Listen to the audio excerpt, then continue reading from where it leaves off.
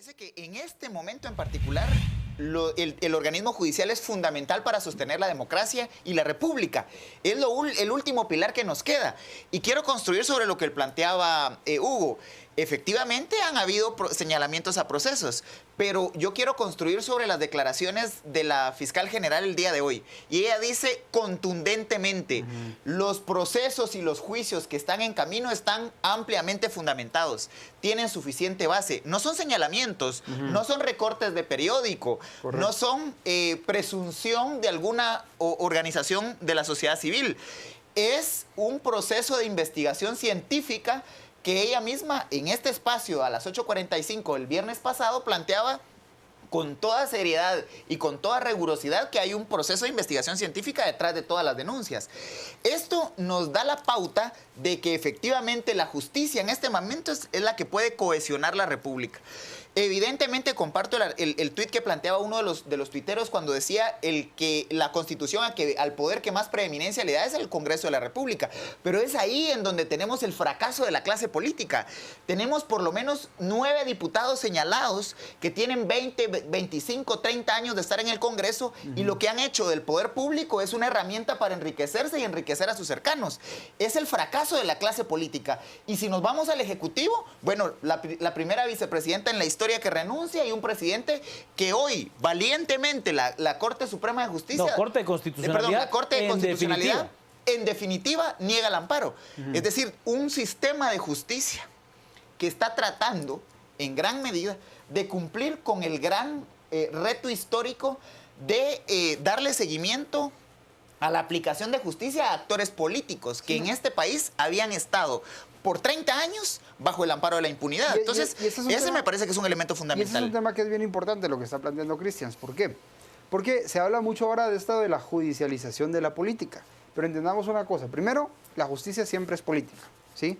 La justicia siempre va a ser política porque tiene que ver con el Estado, tiene que ver con lo que como sociedad queremos que sea deseable y lo que no. Entonces, digamos, ahí estamos bien.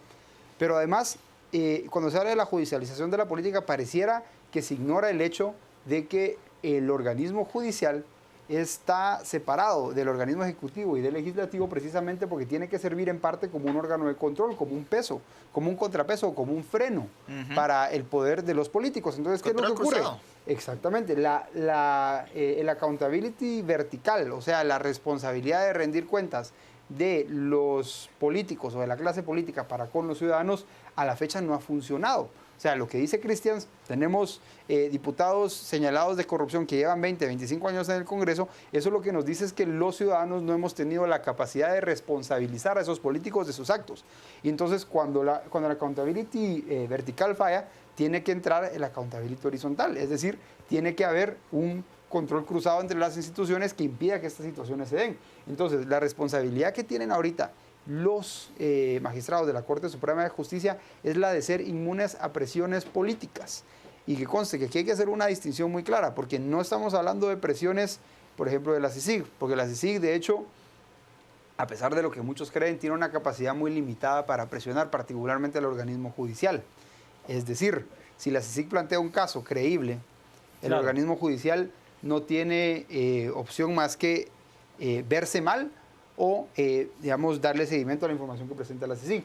Pero si la CICIG presentara un caso que no fuera creíble, que no tuviera las pruebas suficientes... Que ya sucedió. Bueno, ¿qué sucedió en ese caso, en otra administración de otro comisionado que presenta aquel famoso informe de los jueces de la impunidad que al final no pasó nada. En ese caso los jueces tienen tal fortaleza todavía que pueden defenderse y pueden digamos ignorar lo que la CICIG, o sea, los jueces son inmunes a las presiones de la CICIG. O sea, los jueces no necesitan que la CICIG los presione, lo que necesitan es que la CICIG presente casos concretos. Ahora, sí son vulnerables, creo yo, a presiones políticas, lamentablemente. Totalmente.